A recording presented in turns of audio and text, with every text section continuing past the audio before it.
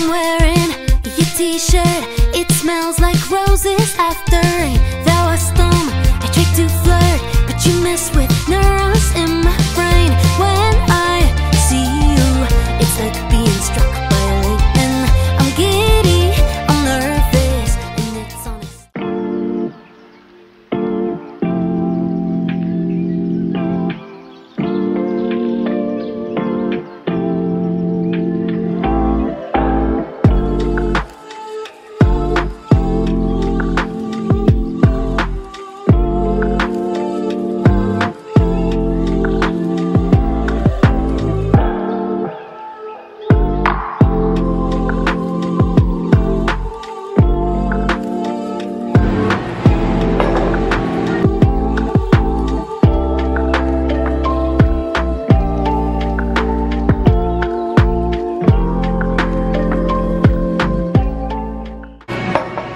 Welcome back to the vlog. It's me again, Nerdy Irel. And for those who doesn't know me, I'm a writer in Wattpad.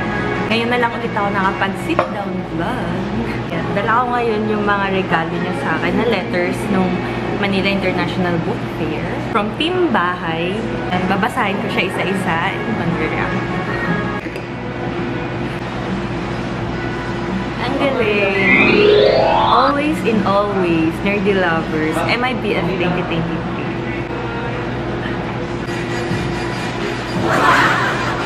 For our first letter, so this is from Princess. Alam ko agad, mainit ang ulo yung nickname niya sa Messenger. Visit. Hi there, mami. Wala ka pa rin jowa mo, ah. Oo nga eh. Bakit ba wala pa rin akong jowa? Baka naman may re-reto kayo. Bigyan nyo na sa akin. Oh, may re-reto kayo, reto niya. Okay, next. Second letter.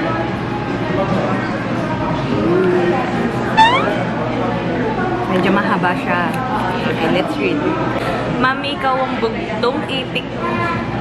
Bisaya naman. Paano ko maintindihan? Paki-translate naman sa akin. Admin mong nasa Negros, admin mong bully, pero mabait kasi demayan ka sa jowa-less hirap. So, I think this is from Bia. Si Bia lang naman yung walang jowa ngayon na pinangangalantahan niya. Hi, Bia. Thank you so much for support and love. 2 down. Okay, next. Ayan. Hi, Ate Irel. Kamusta po? I'm so proud of your achievements. Isa ka po sa mga paborito kong author or writer sa Wattpad. Lagi mo pong tatandaan na nandito lang po kami at nakasuporta sa'yo. Salamat po sa pagiging inspirasyon. More stories to write and publish as physical books. We love you po. Sana ma-meet kita in person. Ingat ka po lagi. Jessica. Ayan. Thank you so much, Jessica. Grabe. Thank you din sa pagbabasa ng stories ko and sa pag-suporta. Sana ma-meet din kita in person. Okay. Ayan. Oh my God. Bakit niyo ako binibigyan ng Bisaya? Mima Sorner de Irel. Ikaw ang bugtong itik. Parehas kayo nung simula ni Bia. Oo. Ikaw ang bugtong itik. Ano ba yun? Nagsalom-salom sa gugma kong waya. Proud, Jud, kaayo ako sa imong mga achievements sa kinabuhi mo. Proud ako sa achievements sa buhay mo. Tama ba? Nanguhula. Hindi ko na maintindihan yung iba. Paki-translate na lang uli. Nahirapan ako. Thank you so much. Init dito. Pinalakasan ko ng aircon, pero mainit pa rin siya. Hindi ko kasi magtatangali na. Pero mainit talaga. Next.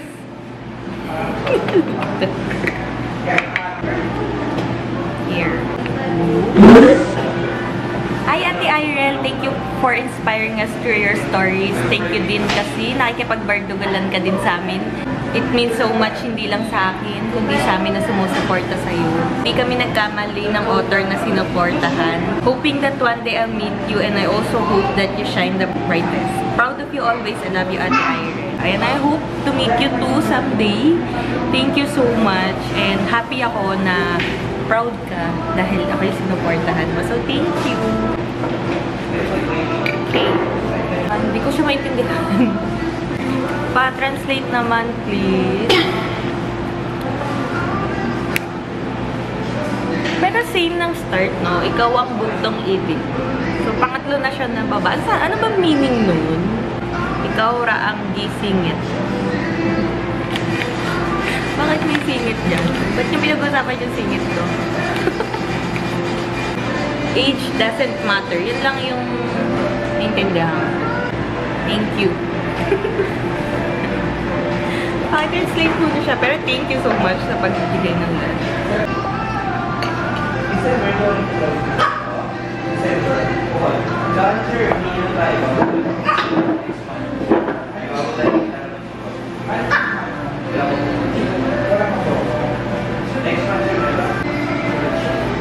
Oh my gosh. 2 pages. Oh.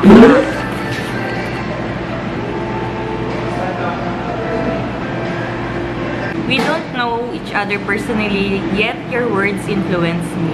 Wow, di ko alam ba't ako nandito ngayon, sinusulat yung message ko sa'yo kahit nagkakram na ako sa mga gawain. Parang nakakatuwa naman na kahit busy kayo sa life nyo, nabigyan nyo ako ng time to write me a letter. Grabe, sobrang appreciated ko siya. I guess that's how powerful your words are. Through your words, you motivate. Love the way you motivate your readers through your characters, me. Ang galing kasi sa ganong way na feel ko as a reader na hindi invalidated yung nararamdaman ko kasi you made the character feel emotions and make decisions based on what they feel. Thankful talaga ako doon kasi in my view, you're telling us na we don't have to make rational decisions all the time kasi our feelings were still there and they matters. Wow. Your words are also inspiring me. I noticed na you explore every genres there is. And that itself is inspiring kasi it inspires me to move out of my comfort zone then. And that we can't have the best life in life if we didn't. Yan yung isa sa mga realizations ko. Last year, nag-apply ako for a higher position. And wala talaga siya sa plano ko. I have COVID that time. Nilalagnat ako. So, during the interviews, wala ako sa wisho. But I did give my best. And grateful ako na, alam mo yun, lumabas ako sa comfort zone ko kasi kung hindi ako magkakaroon ng mas mataas na position sa kumpanya na pinagtatrabahuan ko. So, same with writing. I really do love exploring genres. Actually, di ba nga may paranormal na ako, which is Lost Soul. I also have fantasy, which is Limerence, A Kiss of Words. Meron din akong thriller na Alluring Cara Jade. And then, nagsimula ako sa teen fic. Lahat yun naman may romance na kasama. Kasi yun talaga yung forte ko, romance. And I enjoy writing romance novels. Pero, nung nag-try ako ng young adult, new adult channel, sobrang nakakaba siya at first. Hindi ko alam yung magiging reaction ng readers ko kasi sanay ako na teen fiction eh. Mga bata, mga teenagers lang yung nagbabasa ng libro ko. But then, nung ngayon, na sinimulan ko yung Elite series, sobrang natuwa na ako lately kasi nga nakakatatlong libro na tayo sa Elite series. Sa age ko rin, tumanda na rin ako, hindi na ako teenager. So, mas nakaka-relate na ako dun sa mga stories ko now. And, yun, grateful ako na napapansin nyo yun, na nakakatuwa. And, hindi ko alam na nakaka-inspire din pala siya. Grabe. Ayan, nasa na ba tayo? Proof pa yan ng World of the Elites, Nakakot Awards, which is a result of you coming out of your comfort zone. So yun, thank you din sa binigay niyong love sa World of the Elites. Even in real life, me, kung paanong yung mga hate that's circulating, nagpo-post ka ng views mo about doon with positivity and love. I love how you do everything with love, me. Kidding aside, I hope you realize me how powerful your words are, mapa-Wattpad man or social media accounts mo with how you interact with us. I wish you all the best in life, me. Di man ako makapunta sa MIBF, pero please know that we are supporting you always. So, thank you so much. Sobrang natuwa ako sa letter na to. As in, parang sarap niyang ipa-frame. Alam mo, sa tagal ko nagsusulat. I mean, I've been writing since 2012. 2011 ako nag-start pa nga. Pero sa 2012 kasi ako nag-start sa Wattpad. For more than a decade now. Kada na sinasabi nyo na na-inspire kayo sa akin, may effect yung words ko sa inyo, yung ginagawa ko na paganto-ganto, may epekto sa inyo. Sobrang, alam mo yun, nasya-shock pa rin ako, na overwhelm ako. I'm really happy and blessed na, alam niyo, nakaka-receive din ako ng love from you guys, kahit na hindi tayo nagkikita in person. So, thank you so much. Okay, next letter. Okay, another long letter. Hello, Mami Irel. Since I started reading Wattpad around 2017 to 2019, you are one of the first author that I idolized. Your stories inspired me the most. It became my fuel to keep going in life. Wow, ang lalim nun, guys. The lessons were completely marked inside my brain and heart. Thank you so much, Mommy. I don't just love your stories and you as an author. I love and idolize you also as a strong person with a pure and genuine heart. Grabe, I feel so loved, dearly lovers. Thank you so much. Continue what you're doing that makes you happy. I love you, ate. We love you. Thank you so much na yun yung mga tingin nyo sa akin, yun yung nafe-feel nyo. Sobrang nakakatabak ng puso. So this one's from Dial. Isa siya sa mga nag-drawing ng characters ko, gumagawa ng chibis, stickers. Nakatuwa naman na nagsulat ka sa akin. Na-miss kita. Dear Mima. What if ka na nung magbasa? I have always taken great enjoyment in reading your... Joke lang. I just want you to know that your novels and series are not just my hobbies. They are my rest and my safe place while struggling with my anxiety and depression. Well, I'm thankful na nakakatulong ako in so many ways. Lalo na sa mga katulad niya na nag-struggle sa life. You know, that's the reason bakit yung mga sinusulat kong libro, binibase ko siya mostly sa reality. Gusto ko makarelate kayo, gusto ko makatulong. So, thankful ako na, ayun, nakakatulong pala ako. Many thanks for your amazing stories and I hope that they continue inspiring us for many years to come. We love you, Dial. Thank you so much, Dial. Ayan. So, if you need someone to talk to then, just hit me a message. Alam mo naman, lagi ako available sa Messenger. Oh, may picture! Ang cute! Ibibigay ko kay Mami, pero picture muna. Trisha. Yan nakalagay, Trisha loves you.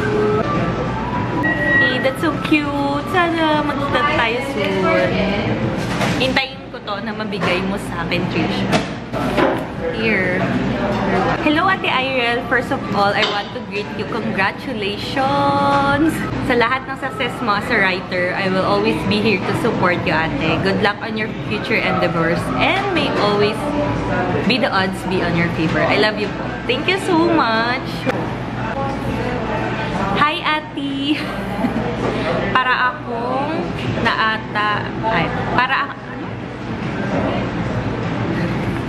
may ano pa eh. May typo pa eh. Parang ako na ata ang old reader mo. Mukha nga, Iza. Super busy lang lately, pero I will support you pa din. Miss you and sana makita na kita. Love you, ate. See you soon. Hopefully, magkita tayo.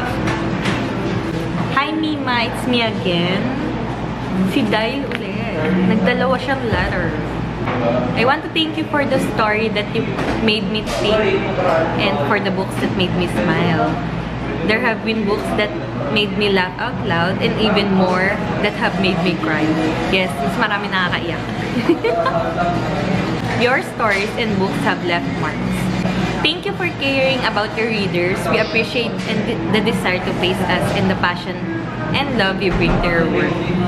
Your book will be read by someone who will feel forever grateful to have experienced it. Again, thank you for creating my safe space. I love you. Grabe. Thank you so much for your letter, Dial. I'm speechless. Sobra.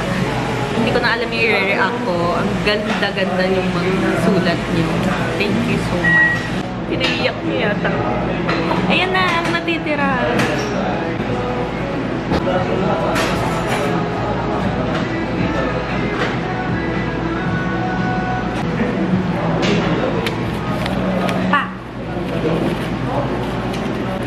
Hi, Mami. Pasensya na kung naninigaw ako, ah. Exclamation point. Naninigaw pala yun. Hi, Mami! I always wanted to thank you for existing, to be honest. Isa ka sa mga dahilan bakit ko tinuloy ang pagiging alive ko. What? 2014 na makilala kita, naalala ko pang sinaway ako ng ninang ko kasi ang bata ko pa raw, tapos nagwa-Wattpad na ako. Grade 4. Ilang taon ka noon? Wait. 4, 5, 6, 7, 8, 9, 10? 10 years old? Mga ganong edad ka pa lang, nagwa-Wattpad. Oo nga, no? Fast forward to year 2020, lockdown.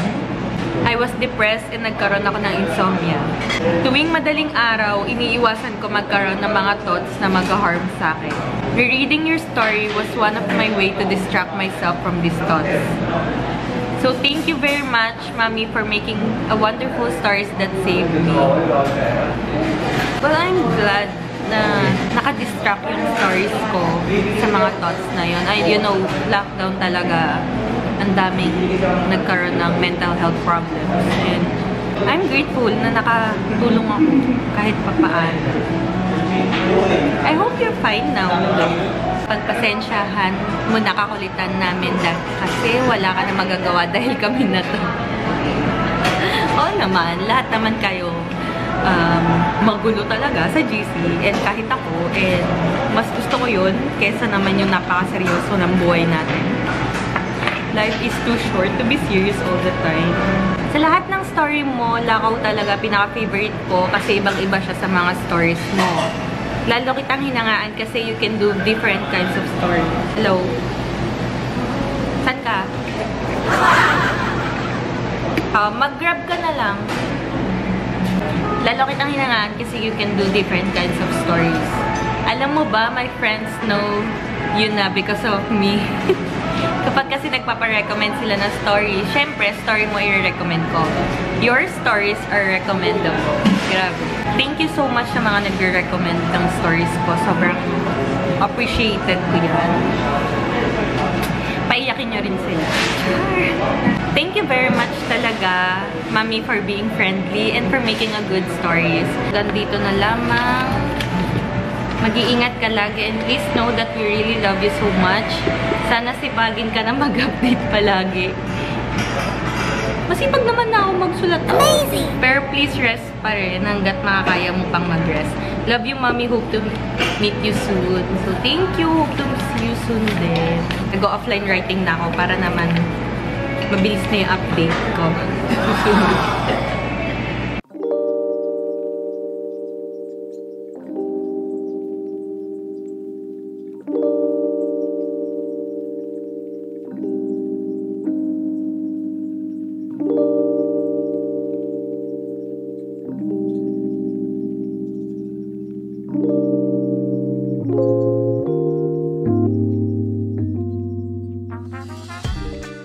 Continue ko yung letters niya sa akin.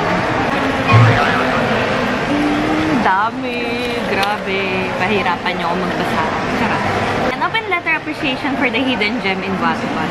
Wow! Big words.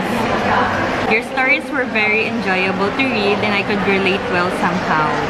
Your respective novels and series have brought me the most enjoyment, heartbreak, anger, fear, and relatively every emotion in between. Nox, Tara! You write with a goal in mind, whether it be just for fun or to change lives. I choose to believe that you write to have a significant impact on readers to help imprint some form of lesson upon us. Oh yeah, yun yung target ko na nowadays. Before kasi, pag nagsusulat ako, gusto ko lang kilig-kilig, ganyan. Pero ngayon, nung nag-start ako sa Elite Series, gusto ko talagang may lesson kayong makuha. Yung may sense ba, yung pagbabasa nyo sa stories ko. Yun yung target ko na nowadays. I cannot tell you how many months I went insane not knowing what was going to happen next. Sorry kung medyo mabagal magsulat. Sometimes, I still experience writer's block. Lalo na pagpagod from work, hindi talaga ako mapagsulat kahit gusto ko. Kaya now, tinatry ko talaga yung offline writing. Yung tatapusin ko muna yung buong story before ko siya i-post sa Wattpad para yung flow ng story niya tuloy-tuloy. There are millions of stories out there, but yours that comforts me, and for that I stand the right author. Again, thank you for a magical stories you've created. I love you. So that's from Del again. I'm glad na minsan pumapasok kayo sa universe na na-create. Nakakatuwa naman. Ano? Okay. Next. Kala mo naman, bubunot ng 3 pages. Grabe, 3 pages. Hi, me, this is your favorite admins, Char. I am Angelica Langit, your admin. Hi, Angelica. Ito ang pinakamasipag kong reactor sa Facebook. Grabe. Thank you so much sa lahat ng posts ko. Naka-react, naka-comment, naka-love, naka-like, kahit sa GC. So, very, very, very thankful ako sa'yo. Ayan. Sabi nila, wala ka daw matututunan sa Wattpad. Puro kabastusan lang. But nung nabasa ko yung mga stories mo, sabi ko, di naman lahat ganoon. Sadyang ganon lang talaga paningin nila sa Wattpad noon. Yes, yun yung nakakalungkot na downside ng mga nagbabasa. Pag sinabing Wattpad, akala nila laging SPG, ganyan. Hindi nila alam, ang daming stories sa Wattpad na magaganda. Mostly from underrated writers pa nga din. First of all, gusto ko ng tawad kasi minsan na lang din ako maging active sa GC natin bilang admins nakakasad kasi di ko man lang sila nakakausap. Tapos ito pa, nagiging active lang ako kapag may mga kalokohan sa GC. Sorry na nadadamay lang talaga. Okay lang sa akin yun, as in tanggap ko na hindi tayo laging active sa GC. Hindi ko kayo nire-require maging active. Even I'm busy with my own life. So, okay yun. Basta, when you feel like it, chat lang kayo, ganyan. Sorry din kasi hindi ako nakakapunta sa mga events mo, lalo na ngayon. Hindi naman ako makakapunta kasi sobrang busy ko sa school ngayon. Tsaka sobrang layo ko. Gusto ko talaga pumunta kaso baka di na ako makauwi. So, palagi naman tayo may next time dyan. Hopefully, soon, ako naman yung makapunta malapit sa inyo. Or kapag kinaya na, mas importante is yung safety nyo palagi. Okay. I wanna say thank you. Thank you for writing amazing stories and sharing it with us. I always admire your talents and dedication. I will always be a fan of yours. You deserve so much love and support. I want you to hug right now and tell you how great you are as a person also for writing. So thank you so much, Angelica. Salamat din sobra sa pagsuporta mo. Hope to see you soon. I found your social media accounts and read all of your stories, and every day I found more and more reasons to support you. You became my favorite author not only because you're a talented writer, but also because of your genuine, kind, and humorous personality. Having you as Nerdy Lovers author is beyond just magical. You taught us to step away from toxicity and issues. I mean, when was the last time you and our fandom had an issue? Never. And that is because you raised us to have healthy jokes instead of hurtful ones. You never even got mad at me for my edits. You simply laugh along. And I hope to continue. It continues that way because I still have more ideas in mind. Ikaw, Gary, ah. Hindi naman ako mapipikon sa ganun kasi nakakatuwa naman talaga siya. But yeah, kapag may nakikita kasi ako sa GC na alam mo yun, alam kung magiging issue siya or pwede kayong mabash, as much as I can, kapag nakita ko talaga siya, alam nyo naman, sinisit ako kasi ayokong masabi nila na toxic yung fandom natin. As you go through the letters in this jar, I hope you are reminded of how many people love, support, and are here for you. I know that storms also come your way, but I hope this jar gives you a reason to keep fighting. That person isn't us, but yourself. We are just a reminder to take things one day at a time. Ang ganda nun! Ang ganda nun! Sinabi niya. Ang galing mo naman, Gary. Nakakatuwa. Sometimes I also need a reminder din talaga na we all have our bad days. Yung mga, when you're feeling down, sometimes nakakalimutan mo yung meron ka sa buhay mo. And truly this jar, na-motivate niya ako to write even better stories for you guys. Kasi bukod sa passion ko naman talaga yung pagsusulat, you all know that. hindi naman ako aabot ng more than 10 years kung hindi ko mahal yung pagsusulat. But then, sometimes kasi pag napapagod ka talagang, alam mo yun, minsan nakakalimutan mo na yung mga bagay na mahal mo. And through this jar, lagi ko itong maaalala kapag nawawala na ako ng motivation. So, thank you so much sa mga letters nyo. As in, I truly appreciate it. Paulit na ako nung sinabi mula kanina, pero sobrang thankful talaga ako sa inyo. Ang sweet nyo, grabe. Wala nga akong jowa, may ganito naman ako. Honestly, the main goal of this jar is to make you cry, which I hope you succeed. Well, I want to cry, pero I'm not feeling emotional. I want to cry right now, pero hindi ako maiyak. Siguro kasi nasa labas ako. Pero sobrang na-touch ako, as in. You achieved so much and are achieving more. Congrats on the publishing of World of the Elites. You deserve all the blessings. We love you, Mommy. Take care always, physically, mentally, and emotionally. Remember to write from the heart. We are here to support you always in all ways. Sincerely, Lee Gabriel. So, thank you so much, Gary. Alam mo, yung effort mo na gumawa nito, maggupit, mag-print, kunin lahat ng messages nila. Yung pag-e-edit mo, yung pagbili mo ng mga books ko, yung pagpunta mo sa MIBF, sobrang grateful ako sa'yo. As in, hindi ko alam kung ano yung nagawa ko para ma-deserve yung love mo. But I am so happy na you're part of my writing journey. You're part of the Nerdy Lovers. So, thank you so much, Admin Gary. Okay, we're down to 2 letters na super haba. Unahin natin. My first love, my first addiction. Hi! First and foremost, I want to congratulate you sa lahat ng achievements mo now at sa future. I actually got scared before nung nag-try ako sumali sa group. If you're wondering kung bakit ako natakot nun, hello, GC ng isang nerdy IRL lang naman ang nasalihan ko. Nakakatakot ba yung GC natin? I was so happy nung nakasali ako sa group nun kasi ewan ko, nakaka-intimidate kaya.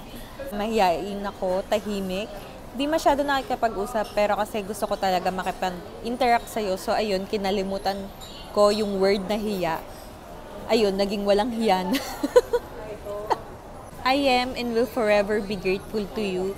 Thank you for saving me. Your stories became my escape. Everything was bearable because of you and your stories. Pag magulong mundo ko, I just open my Wattpad app and enter the world you created.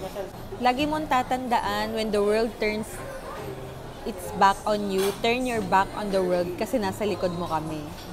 Oh, grabe. We may not be blood related, but I treat you as my older sister. You became my role model. Sinabi ko sa sarili ko, magiging katulad rin ako ni Mommy soon. Gusto ko lang malaman mo na maraming humahanga sa'yo, maraming nagmamahal sa'yo, maraming naghahangad na makita at mayakap ka. If you needed someone, I may not be the best person na magbibigay sa'yo ng advice, but I know how to listen. Sometimes need lang natin ng taong makikinig sa atin. Someone who will listen, someone whose ears are ready to hear all those rants. You know, this is so true. Sometimes kapag may problem na tayo, we don't really need the advice. We just need to let it out. Mahal kita, alam mo yan, I'll see you soon. Tapusin ko lang course ko, baka ako unang matapos ka. So, sa mga pagod na dyan sa pag-aaral, kaya nyo yan, go, go, go. Ako nga nakagraduate, kayo pa kaya, di ba? Kaya nyo yan. Iyak nyo lang, tapos aral ulit. So, after naman yan, when you already have a job, pag kumikita ka na ng sarili mo, it's worth it din naman. From admin mong bully pero mabait kasi dinamayan ka sa Jawalas Iram. So thank you so much sa iyong super habang letter. So we're down to the last letter. This is also 3 pages. Wow! This is from your magandang admin Jiwa.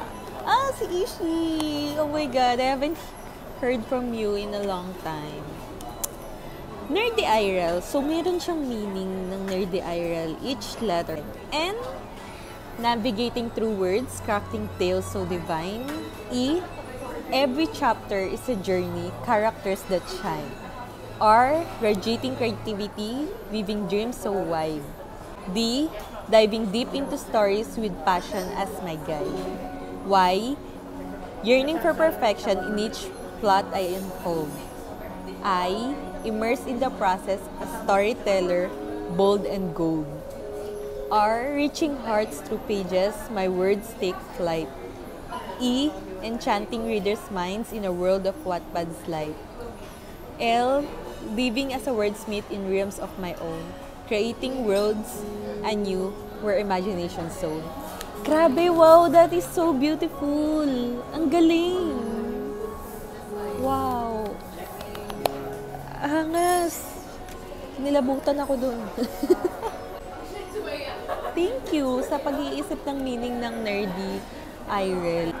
I wanted to take a moment to express my heartfelt appreciation for the incredible impact your writing has had on my life. Your stories on Wattpad have been a constant source of joy, inspiration, and comfort. Your dedication to your craft is evident in every sentence you pen. Your ability to paint vivid images with your words is inspiring, and it often feels like I'm not just reading a story but living within it. So I'm really grateful na ganun nga. Yun yung gusto kong mangyari, yung through the world that I created. Ma-feel nyo na nandun kayo sa loob na yun. Ma-feel nyo na kayo yung character, or at least maka-relate kayo dun sa mga characters na nandun. Yun yung target ko din talaga. Your stories not only entertain but also remind us the power of imagination and the beauty of sharing our narratives with the world.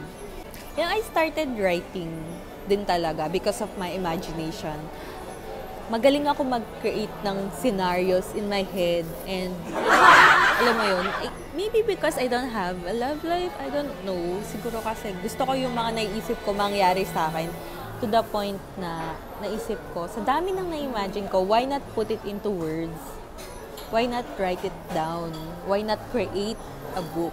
And so I did. And thankfully I did kasi I don't know kung ano nang ginagawa ko ngayon kung hindi ako writer. I mean, before, ang hobby ko, bago ako mapunta sa pagbabasa o sa pagsusulat, is just watching movies. Alam mo yung mga MP3, ganun lang. But now, kapag wala akong masyadong ginagawa, I write, and it's really beautiful. It's a beautiful experience. Hobby ko siya, but at the same time, na-entertain din ako ng sarili kong hobby. May your stories continue to touch lives and hearts in profound ways. Please know that your words have the power to brighten even the darkest of days and to inspire dreams that reach beyond the stars. Grabe! Ang ganda ng letter mo, Ishi. Thank you so much.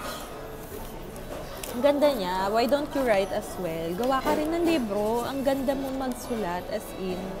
Ang lalim ng mga words na ginamit mo. But may atake. Parang dito ako pinaka-na-touch. Sobrang nakakakilig. Nakakakilig, nakakaiyak. Gusto kong umiyak. But yeah, that's it for this vlog. Sana nag-enjoy kayo. Basahin itong mga letters na to with me. I am so happy. And I will always read them again and again. I promise that. Tinatago ko naman talaga yung mga gifts niyo sa akin. 4 years to come sa ating nerdy lovers, nerdy Iris babies. Sana ay makasama ko pa kayo ng sobrang tagal na panahon sa pagsusulat kong to. Salamat uli. Salamat sobra sa suporta nyo, sa pagbabasa ng mga libro ko, pag-vote, pag-comment, pag-recommend. Thank you so much. If you enjoy this vlog, please hit the like button, subscribe, and the notification bell. Bye-bye na. Bye!